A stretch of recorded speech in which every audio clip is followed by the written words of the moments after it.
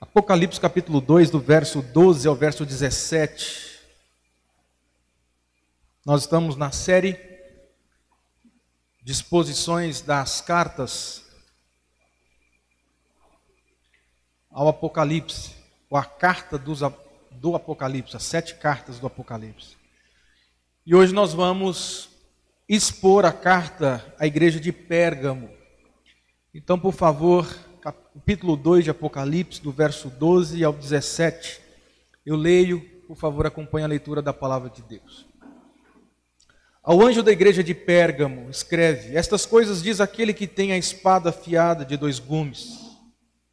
Conheço o lugar em que habitas, onde está o trono de Satanás, e que conservas o meu nome e não negaste a minha fé, ainda nos dias de Antipas, minha testemunha, meu fiel, o qual foi morto entre vós, onde Satanás habita. Tenho todavia contra ti algumas coisas, pois que tens aí os que sustenta a doutrina de Balaão, o qual ensinava a Balaque a armar ciladas diante dos filhos de Israel, para comerem coisas sacrificadas aos ídolos e praticarem a prostituição. Outros sim. Também tu tens os que da mesma forma sustentam a doutrina dos nicolaítas. Portanto, arrepende-te, e se não, venho a ti sem demora, e contra eles pelejarei com a espada da minha boca. Quem tem ouvidos, ouça o que o Espírito diz às igrejas. Ao vencedor dar-lhe-ei do maná escondido,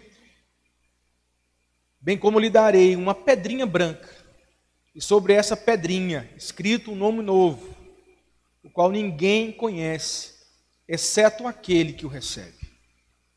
Esse é o texto da palavra de Deus, gente. É o texto da palavra do Senhor. E nós entendemos que ele foi inspirado pelo Espírito para falar ao povo dele. Então, como nós estudamos hoje pela manhã na nossa escola, vamos pedir a iluminação do Senhor, para que ele ilumine as nossas mentes, para que possamos compreender o texto, para que o pecado não nos obscureça a mente. Deus, é bom estar aqui com os meus irmãos e é bom abrir a palavra diante deles. E nós queremos agora que o Senhor comunique a nós. O Senhor que inspirou o apóstolo João a escrever o Apocalipse. E nós temos certeza de que essas palavras, embora tenham sido escritas há muitos anos atrás, são palavras relevantes para o dia de hoje, para os dilemas da vida de hoje. Ó Deus, que seja um momento bem agradável aqui com os meus irmãos. Fique com a gente. Essa é a minha oração no nome de Jesus. Amém. Amém. Se você for um curioso e gostar de ler a história, há de perceber que todo momento da história, a igreja esteve inserida dentro de um ambiente de luta muito significativo do seu tempo. Vamos dar uma olhadinha rápida. Quando nós olhamos para a Reforma Protestante, nós veremos que a igreja vivia dias de contendas e guerras, mas principalmente por ameaça do catolicismo romano. Se a gente caminhar um pouco mais, veremos que sempre foi assim ao longo de períodos da história. A igreja, no tempo do Iluminismo, século XVIII, esteve empenhada numa guerra ferrenha contra o liberalismo teológico. Sempre foi assim. Sempre foi assim. Nós sempre estamos, em algum momento da nossa história, envolvido em algum tipo de disputa de território. E, gente, é sabido de todos que nós vivemos um tempo onde nós também, cristãos, igreja, você como ser pessoal, vive num território de disputas. Aliás, nós vivemos num mundo onde cada ideologia reivindica um espaço naturalmente esbarrando no território nosso, no território da igreja. Então eu fico pensando assim, nós vivemos em uma sociedade, em uma comunidade, defendemos a nossa fé, mas convivemos com ideologias contrárias à nossa fé, que estão sempre colocando a faca no nosso pescoço. E às vezes nós não percebemos, mas gradativamente essas ideologias do nosso tempo vai nos colocando cada vez mais para dentro do nosso próprio terreno, dos nossos próprios limites. Dias atrás eu estava ouvindo uma reportagem de um pastor batista, muito reconhecido aí no cenário nacional. Ele estava sendo entrevistado pelo Marcelo Taz, aquele carequinha que fazia o CQC. Marcelo Taz é um ateu declarado. E esse pastor ganhou uma proporção na mídia, então o Taz resolveu entrevistá-lo. E aí uma das perguntas que o Marcelo Taz fez a esse pastor foi a seguinte: responda rápido. Movimento LGBT. Concorda ou discorda? Concordo. Concordo porque nós não podemos pegar a Bíblia, alguns textos da Bíblia, e fundamentar uma doutrina contra os homossexuais apenas em alguns trechos da palavra do Senhor. Nós precisamos amá-los e aceitá-los como são. Aliás, a minha igreja, existem muitos destes e nós os recebemos. E dizemos que a palavra do Senhor também os recebe e os aprova. O que eu estou dizendo é exatamente isso. Cada momento da história, nós vivemos uma guerra, um dilema que a igreja precisa travar e defender com unhas e dentes. E no nosso tempo não é diferente. Não é diferente. Essas ideologias que nós estamos vivendo estão cada vez mais presentes e vindo cada vez mais para dentro dos nossos muros. É silenciosa, é gradativa, mas essas ideologias estão entrando para dentro dos cercos, para dentro dos muros da nossa igreja. E a grande questão é: nós toleramos ou nós reivindicamos? Aonde ficamos? Como é que nós podemos comunicar com essa sociedade? Como é que nós podemos interagir? Qual é o limite da tolerância? Esse é o ponto desse texto. Esse é o ponto dessa carta.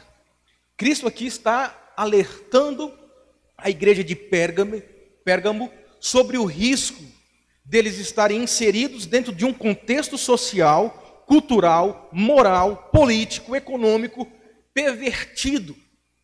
E ainda assim tolerarem todos esses males. Jesus está falando assim: não, eu não vou tirar vocês do mundo, vocês estão inseridos dentro de uma sociedade corrompida, caída, em todas as suas esferas, seja econômica, moral, ética, vocês estão vivendo isso. Mas a grande questão é: até que ponto vocês vão dialogar com essa sociedade e aceitar e tolerar toda essa imundícia que é oferecida a vocês? Esse é o tema da carta de Cristo aqui a essa igreja.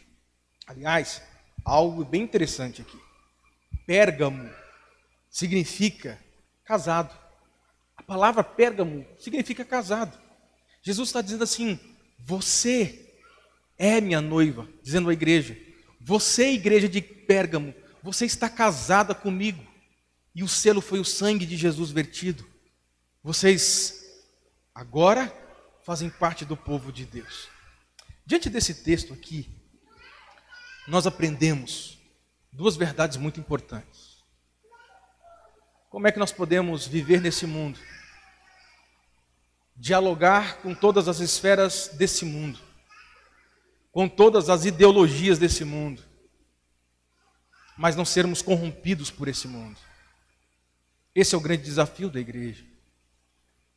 E eu penso que esse texto nos ensina duas verdades. A primeira verdade que você precisa saber, como crente, é que a igreja, e quando eu falo igreja aqui eu me refiro a você, a igreja está inserida num ambiente de bastante hostilidade. Você vive dentro de um ambiente extremamente hostil.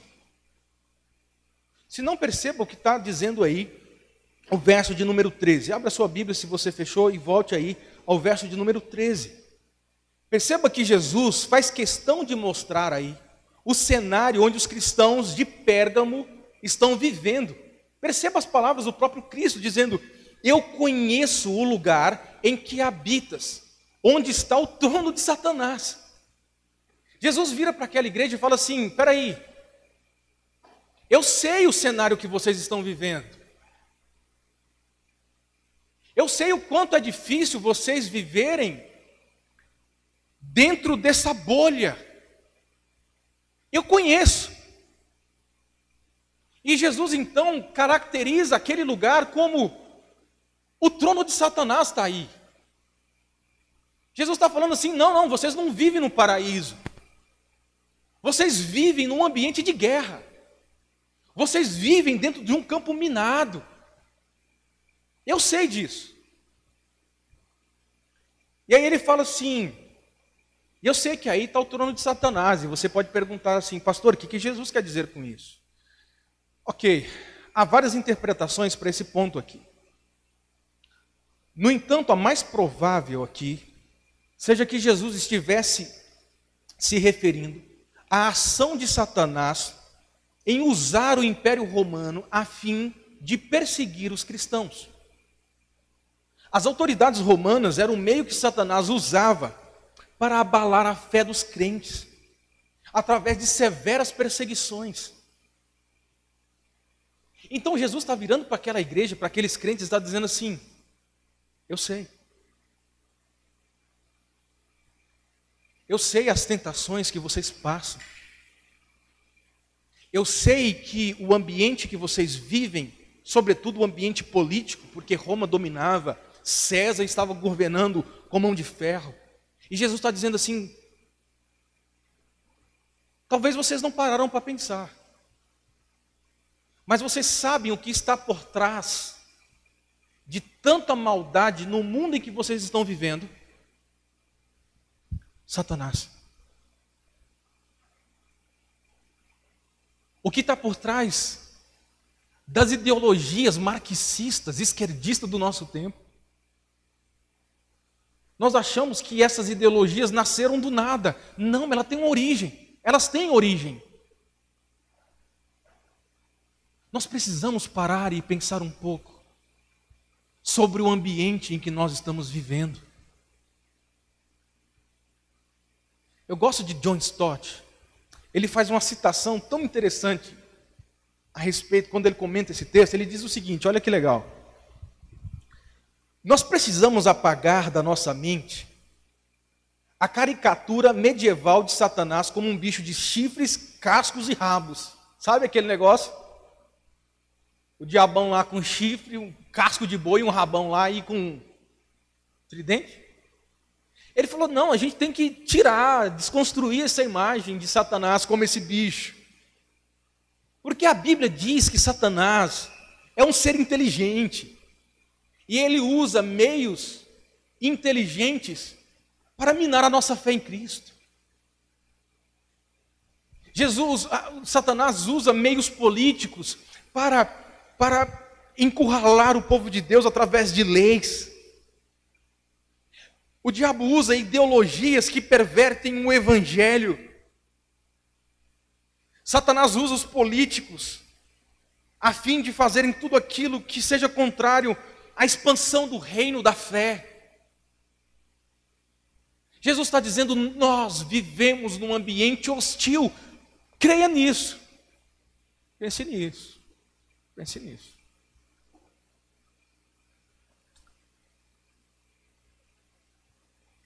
Eu fico pensando em algumas aplicações disso para a gente. E a primeira é exatamente essa que eu estou dizendo. Meu querido irmão, nós estamos vivendo num cenário caótico. O nosso cenário é caótico. Em todas as esferas, o nosso cenário ele é caótico. Nós vivemos num mundo caído. Portanto, o cenário atual é apenas o reflexo de um mundo agora que está sentindo os efeitos diretos da queda de Adão em todas as esferas. Você já parou para pensar nisso? O mundo que você vive é o reflexo da queda do homem no pecado. Pelo fato do homem ter caído em pecado, tudo no mundo foi corrompido e estragado em todas as suas esferas. Não tem uma esfera no mundo criado que você possa olhar e não perceber traços da maldade, do pecado em tudo. Olha o vírus. Olha o relacionamento familiar dos nossos dias. Olha as ideologias que estamos vivendo. Olha o cenário do clima. Olha tudo. Perceba tudo. Tudo tem os traços e o reflexo da queda. Esse é o mundo que nós estamos inseridos.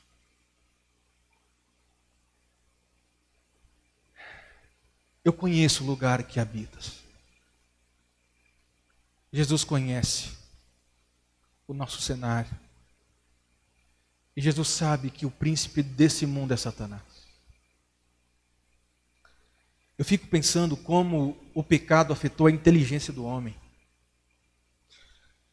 O homem foi criado à imagem e à semelhança de Deus, para refletir a imagem de Deus, para refletir a inteligência do seu Criador, porque Deus, Ele criou todas as coisas, e Ele comunicou ao seu povo alguns atributos de si mesmo, e um dos atributos que o Pai comunicou aos seus filhos é a inteligência.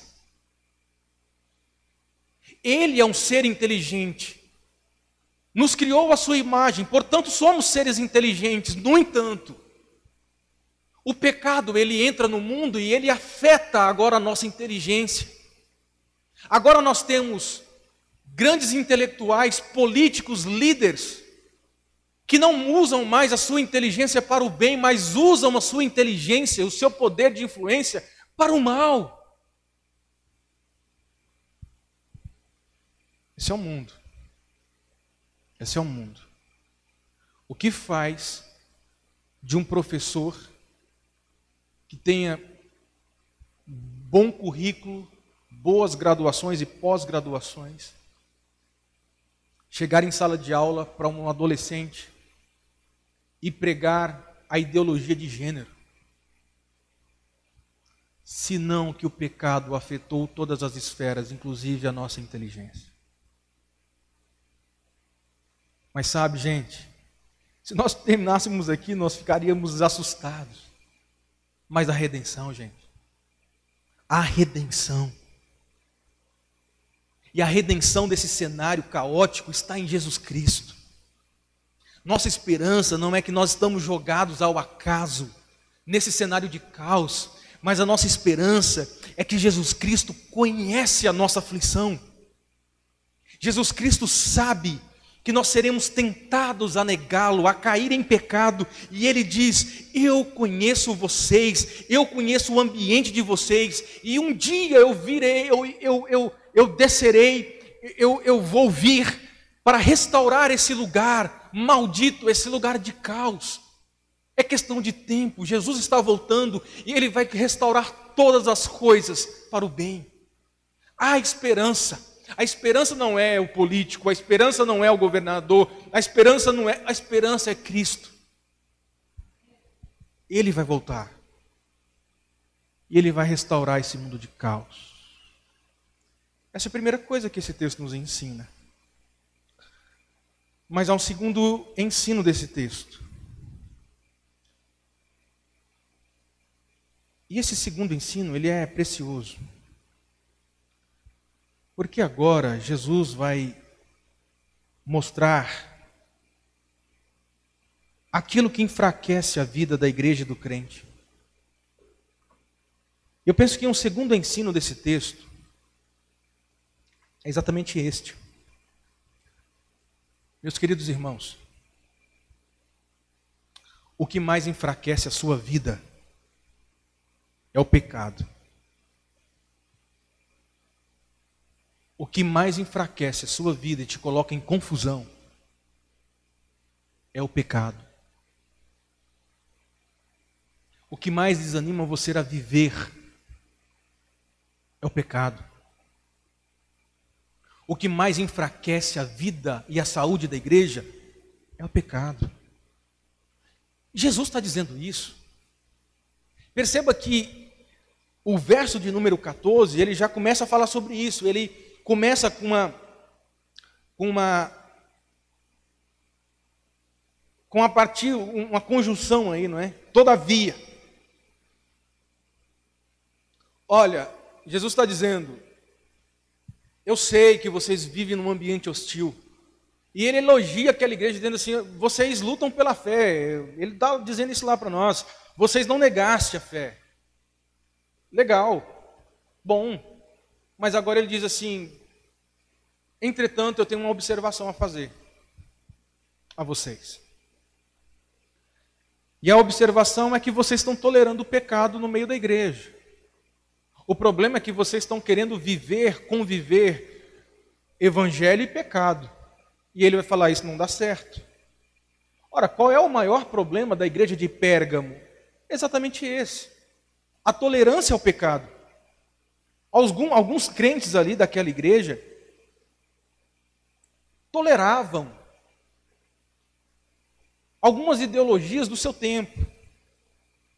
Alguns crentes simpatizavam com propostas contrárias ao evangelho. E perceba que o problema aqui não era negar o evangelho. O problema aqui era acrescentar algo ao evangelho, que é totalmente diferente. Eu acho que aí é o perigo. Jesus não está chamando a atenção deles pelo fato deles estarem negando a fé. Olha, eu tenho contra ti porque vocês negaram a fé. Jesus não está dizendo isso. Pelo contrário, Jesus está dizendo assim, vocês mantiveram firmes aí, hein? Mas há um problema. Vocês estão na fé, mas vocês estão tentando agregar algo novo, ruim à fé de vocês. Então o problema não é negar o evangelho somente, o problema é agregar ideologias ao evangelho.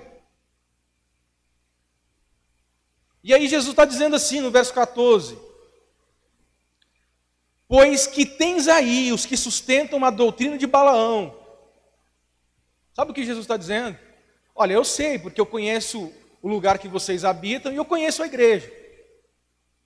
E eu sei que no meio de vocês aí, esse termo significa isso, tem algumas pessoas que foram aceitas como membro da igreja, mas que agora está causando confusão. Porque eles chegaram com ideologias marxistas na igreja, e eles querem colocar a ideologia de goela abaixo.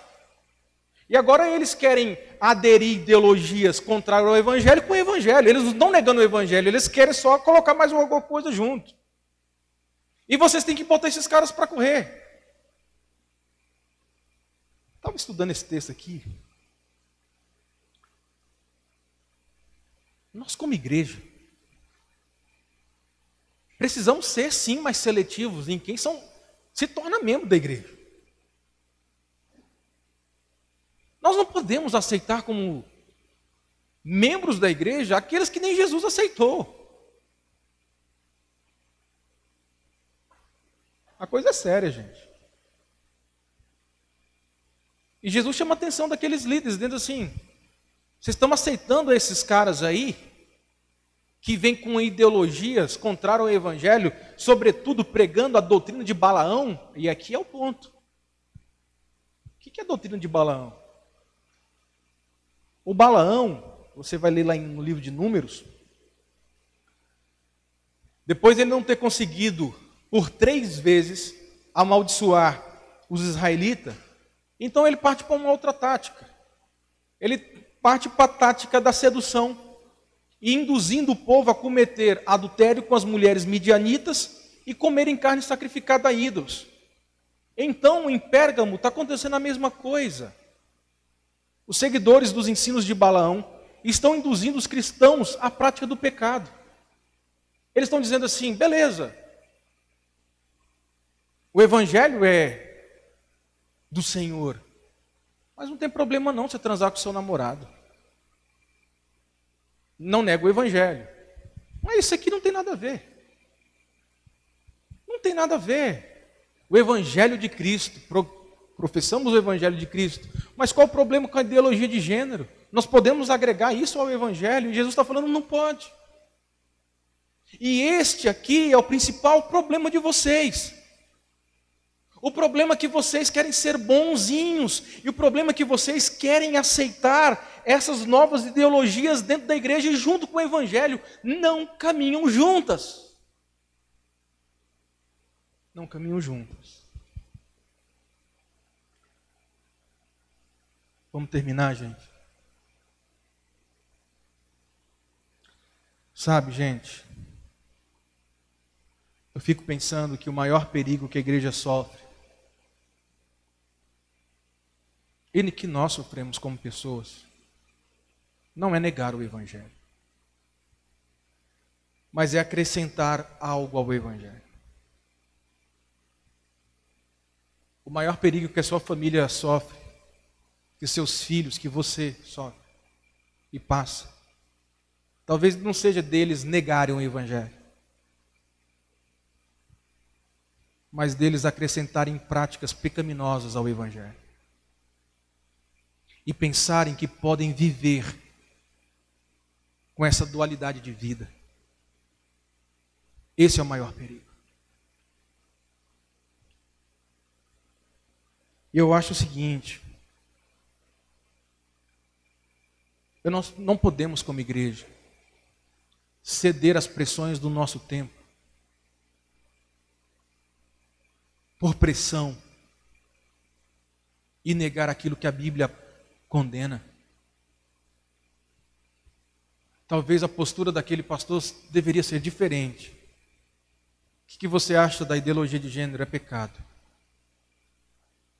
Mas você está na Globo, numa reportagem que é pecado.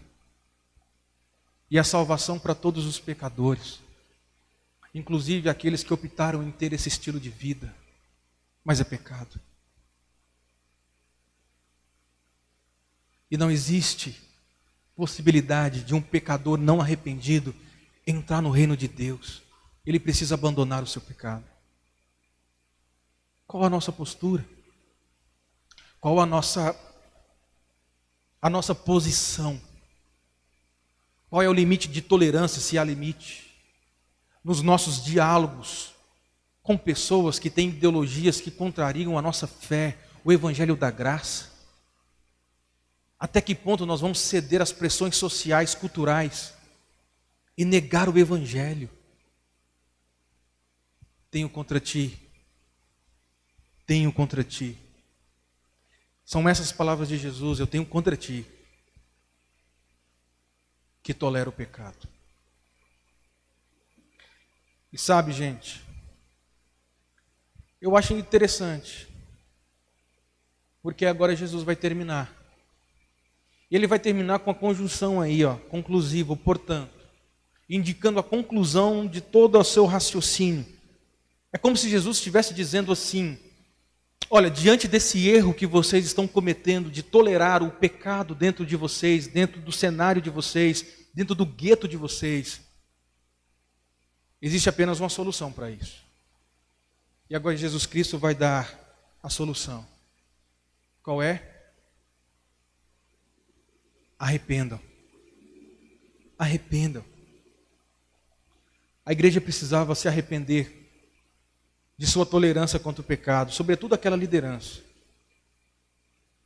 Eles precisavam parar de fazer vistas grossas ao pecado que estava sendo inserido pelos corredores daquela igreja.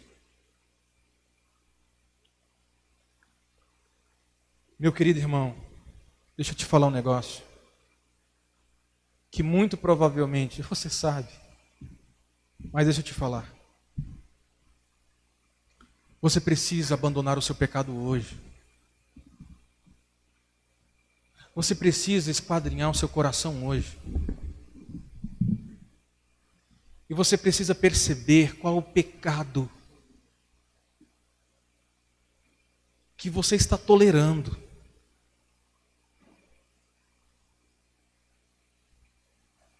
Não tolere o pecado. Não deixe que o diabo te engane pensando que você pode conviver com esse pecado e que nada vai te acontecer. Você vai morrendo aos poucos.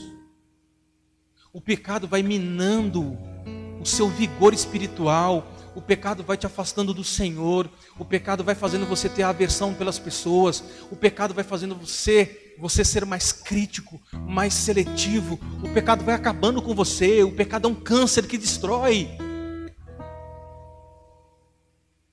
Não podemos conviver tolerando o pecado e achando que podemos conviver com o pecado e com o evangelho. Nós podemos conviver porque essas duas coisas elas se integram, não se integram. E Jesus está dizendo: eu tenho contra você que insiste em viver achando que pode professar a Cristo e atolado no seu pecado. A solução para você: confesse o seu pecado e arrependa e abandone ele. São essas as palavras de Jesus. E sabe,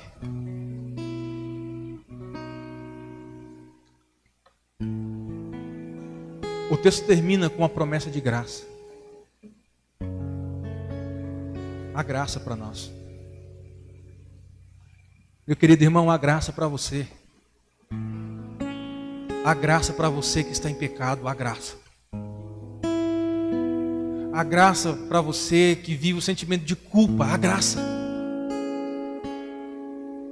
A graça para você que se sente derrotado, a graça.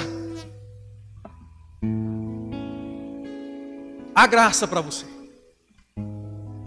A graça do perdão de Deus. Porque o texto termina de forma esplêndida. João termina dizendo assim: aqueles que não se arrependeram, sim, vão sofrer sobre os seus ombros, sobre a sua vida, o juízo de Deus. Mas aqueles que se arrependem vão receber graça.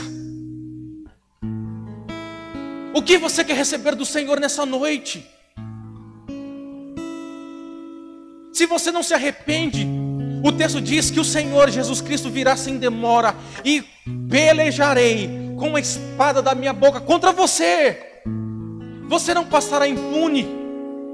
Eu, Senhor Jesus, dizendo eu mesmo, que conheço você, que conheço a situação, sua situação, eu virei até você e pelejarei contra você e exercerei juízo sobre você, eu.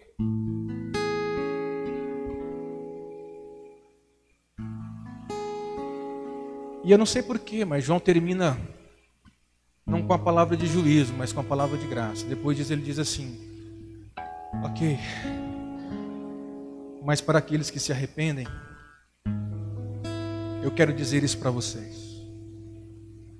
Ao vencedor dar-lhe-ei o maná escondido, bem como darei uma pedrinha branca, e sobre essa pedrinha é escrito um nome novo, o qual ninguém conhece. Quais são as manifestações de graça aqui? Jesus fala assim: aqueles que se arrependerem dos seus pecados, abandoná-los, receberão um maná escondido. Você sabe o que significa maná escondido aqui? É uma linguagem simbólica, se referindo ao banquete de Jesus Cristo preparado e esperando você no seu lar celestial. Jesus está dizendo assim: olha que graça. Se você se arrepender, há um banquete grandioso e farto. E quando abrir as portas da mansão celestial, você vai se deparar com esse banquete. E você vai se deparar com o próprio Deus, com Jesus Cristo e os anjos ao redor da mesa. E você vai desfrutar desse banquete e nunca mais você sentirá fome novamente, porque a sua fome foi saciada por Jesus Cristo e a sua redenção. Isso é uma realidade somente para aqueles que se arrependerem dos seus pecados.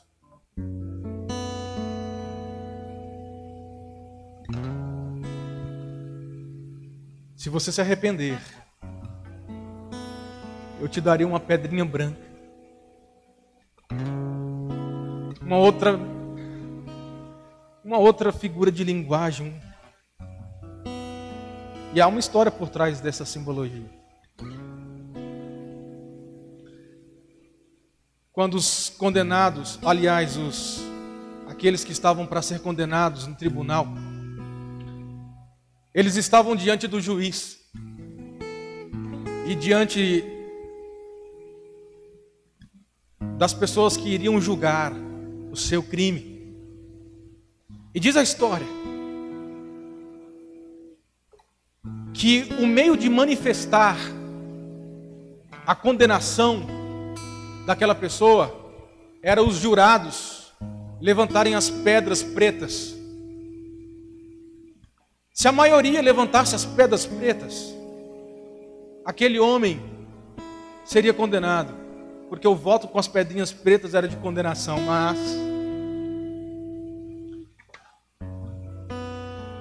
se os jurados levantassem as pedras brancas, era o sinal de absolvição. Ele não está condenado. Alguém pagou o preço pelo crime dele. E Jesus Cristo está dizendo: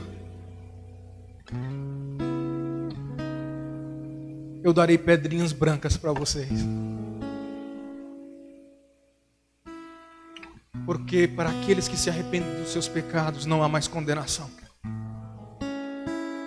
Foi pago. E essas pedrinhas brancas é o indicativo que agora não tem mais nada contra você. Essa é a graça. Essa é a graça.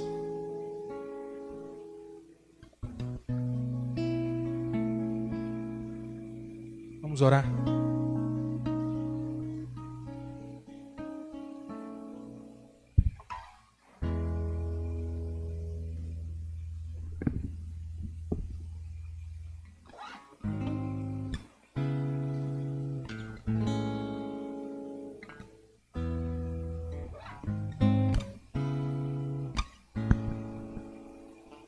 Tentei andar só, por minhas forças caí, ferido e fraco, achei descanso em ti, pois quando fraco, forte sou, és minha força, meu pastor, e se comigo estás seguro, vou, firmado em teu grande amor.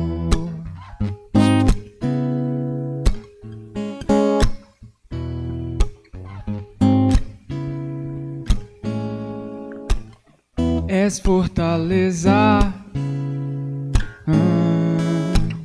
sobre os problemas, a paz.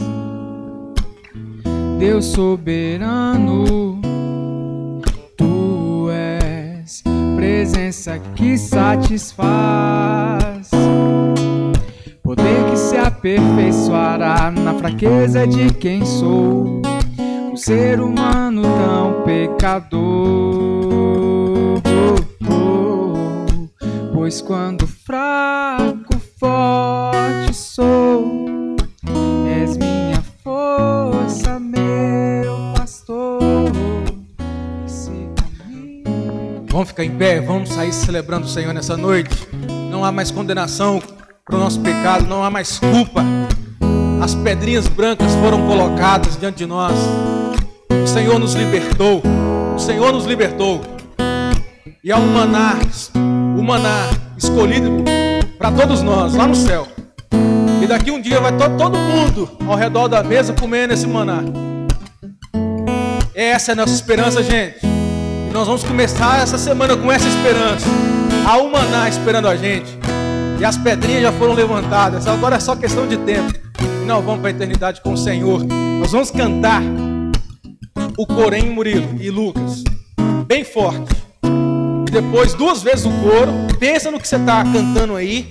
porque nós temos um pastor que cuida da gente na nossa fraqueza. Ele está com a gente. Vamos cantar 2 vezes o coro e receber a bênção e sair feliz e satisfeito daqui desse culto nessa noite. Vamos lá? Pois quando fraco, forte sou, és minha força, meu pastor, e se comigo estás firmado em teu grande amor. Mais uma vez. Pois quando fraco, forte sou, minha força, meu pastor, e se comigo estás seguro, vou, firmado em teu grande amor. E se comigo estás, seguro eu vou. Se Jesus está com você, meu irmão, a caminhada é segura. Vai com Ele. Agora, amados irmãos, vão na paz. Que a graça, que o amor e que a comunhão de Deus Pai, Deus Filho, Deus Espírito Santo estejam com vocês, povo de Deus, hoje e até o dia do banquete. Amém. Amém. Deus abençoe e boa semana.